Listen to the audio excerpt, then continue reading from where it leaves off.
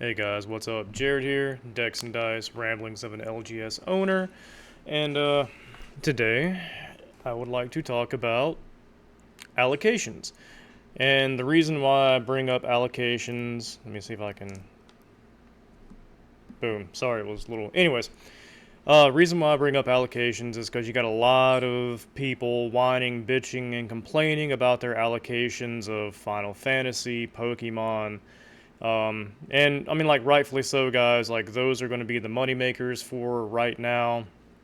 No one likes to get their opportunity to make money cut. It'd be like you guys in your full time jobs being like, and your bosses being like, oh, well, hey, man, check it out. This week, we can only work you 30 hours, and then we'll let you know next week how many hours you can actually work.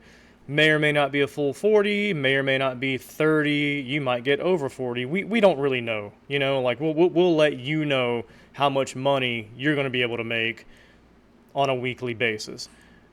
No one likes that shit. Like, that's kind of how it is working with distros. You can put in for 200 boxes of something and get 10.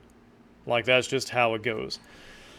Now, the reason why I wanted to do the video was because I was watching Gone Rogue Games. I think his name's Brian. No, sorry, man. Sorry. I suck with names.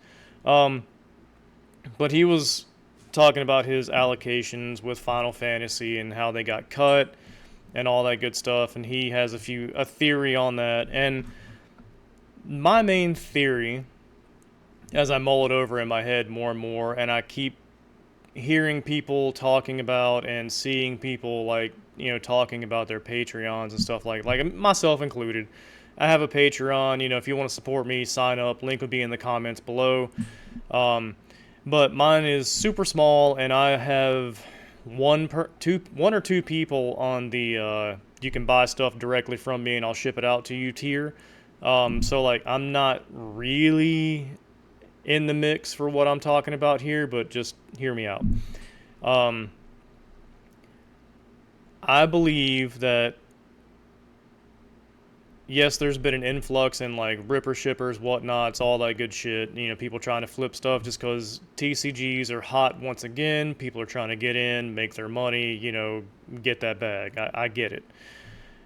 I think one of the contributing factors, not the main one, because it is probably just an influx of new accounts for distros, but I'll hopefully remember to touch on that later. Um, I think a contributing factor is a lot of shops like mine and bigger shops, like, I mean, we all know Rudy, like, but even though, it's Rudy's been doing it for like 10, 12 years or whatever, so he's kind of like grandfathered in. But a lot of us have our own little Patreons where you can order from us, either at distro plus a certain percentage, or, if it's $300 on the open market, you can buy it from us for $260 or something. There's variations out there. Everyone has their own thing. I think it's the influx of people not wanting to get their own brick and mortar store, having to pay for a license, pay for rent, utilities, all that good stuff. I think it's the influx of those people wanting to ride this wave of collectible card games. They're actively searching for people with Patreons and they're actively signing up for them. And it's those people buying out, like, the max of whatever they offer. Like, Rudy lets you get one case, and that's pretty much it. Like, I think it's a lot of people signing up with a bunch of different creators who each have their own Patreon, and they're maxing out what they allow them to get. So, thus, that store is increasing their ask from the distros. And I think that has a lot to do with the shortages we're seeing as far as allocations go. Yes, a lot of it is people just signing up with online only shops. They're paying the $30 or whatever it might be to start to get their business license, and putting in applications with with distros, and the distros are like, okay, cool. you're not a brick and mortar, so you don't have access to these, but you have access to these, and go. And Pokemon happens to be one of those games where you don't need a brick and mortar. If you want to be part of the what is it? It's like the Poke Network or something like that. It's the equivalent of the WPN for Magic. If you want to do that, yes, you have to have a brick and mortar. You have to have, play space and all that. But at least through the distros that I've talked to, you don't have to have a brick and mortar to have access to Pokemon products.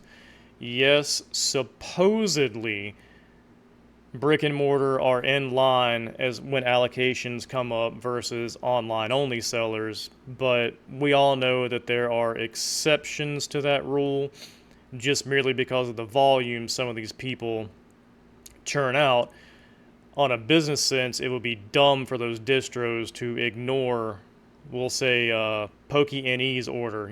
Brian, good dude, not throwing shade at Brian at all. Now, you did good, sir. Congratulations, you got the bag. It would be dumb for them to ignore his order and fill mine because he's gonna order hundreds of thousands of dollars worth of stuff. So, anyways, I think that has a lot to do with it. I really do. As far as allocation sucking for like Final Fantasy and Pokemon and any hot product, honestly, are speculation to be a hot product. I believe that probably happened a lot with the Flesh and Blood this go around with what was it, High Seas, I think. I think that had a lot to do with it because Flesh and Blood is actually doing a pretty decent like market turnaround. Player base is strong. I think it's growing better here. I mean, it's big everywhere else, but here, supposedly. But yeah, that's kind of my tinfoil hat theory, though, is that it's not necessarily the increase of accounts asking for the stuff, because that's happening. Like, no ifs, ands, or buts about it. But I think it's a lot of people with Patreons themselves taking on new Patreon members, because even Gone Rogue was like, there's been hundreds of new people that have signed up on my stuff, and blah blah blah blah blah. Let's say he has a one case limit for whatever. That's a couple of hundred extra cases that he wouldn't have ordered normally, and then take his example and just multiply that by like, I don't know, 20, 30, 50, however many there might actually be out there doing a similar model. It's kind of weird that's... I haven't heard many people bring that up yet, because I guess it puts a target on them. Be like, well, I have a Patreon. I don't really want to bring attention to this. It's like, well, I don't care, because like mine is really small. Mine is mostly local people that signed up for the $10 tier to get the 10% off of the sealed stuff they buy. Like, it doesn't really affect me that much. So, whatever. It's kind of weird that, and I almost forgot. Not only do you have, your people signing up on different Patreons and, online only sellers that, get bumped up to brick and mortar status, I'm sure, just because they sell a shit ton. So that eats into our allocations too. But, don't forget about the store or stores multiples that distros have out in the wild, because we all know that at least two of the big three now, because Alliance is null and void anymore, at least two of the big three that I can think of right off the top of my head, I'm pretty sure they have stores, that they moonlight under, and they just feed product to get that, sweet secondary market value. So like, you can't forget about those either. Pretty sure those stores are first in line to get any kind of allocations. Let's not forget about that. Let's not pretend that doesn't happen. Let's also pretend that it's like not the biggest open industry secret that a lot of people don't like to talk about either. It's just, it is what it is. So let's not forget about that aspect too. But yeah, and Then, on top of that, your distros do go with like your spend with products and all that good stuff. So like that matters into your allocations. There's a lot of dumb things that add up to your allocations, especially if you don't use, especially if you use other like, secondary and tertiary distros like I do. Like I have one main distro, and the other two that I use, they're kind of like backups. Um, where like, I put in numbers for those other two, but I don't expect to get much of anything. So like when I get cut from me asking for 2 cases of I don't know, we'll say the next poke, we'll say like black and white or whatever that's coming up. If I put in for like 2 cases of that with the little the blister boxes that are coming out, the little booster pack, the little six pack thing, and I only get one, okay, that's fine. I don't spend enough with them to really make a difference. And for people who still spend tens of thousands of dollars like a week through their, secondary and tertiary distributors, I don't have much to say there except for maybe if they're not put down as your preferred distributor for, Magic, Bandai, Konami, Legend Store, whatever. If they're not down as your preferred distro for what you're trying to get, that's probably another reason why you get your stuff cut. And even though you spend a lot with them, they're going to prioritize the people that use them as their preferred distro for whatever you're trying to get. So there's some that kind of consider that as well. Um, and the allocations thing is also kind of like why we don't necessarily do pre-orders, because I'm not guaranteed to get everything, and especially with hot products, I'm not guaranteed to get everything. I don't want to play that game of I have 200 pre-orders, but lo and behold, I'm only getting 75 boxes. I don't want to play that game. I don't want to be that guy, so I'm generally not. Um, but that's kind of where my theory is with the allocations overall, is that it's also the influx of new accounts, but it's also the influx of new people to Patreons that offer services to buy from them, through distro or whatever. I think that has a lot to do with our crap allocations that we're seeing with Pokemon and like big Magic sets, like Final Fantasy obviously is the one coming up. I think that has a lot to do with it. But anyways, sorry, can't speak. Let me know what you guys think in the comments below. Don't forget to like, share, sub, all that good stuff. Patreon will be down below. It starts at like $1.50 a month. If you just want to give me $1.50 for being like, hey man, I appreciate it. That's cool. Thank you.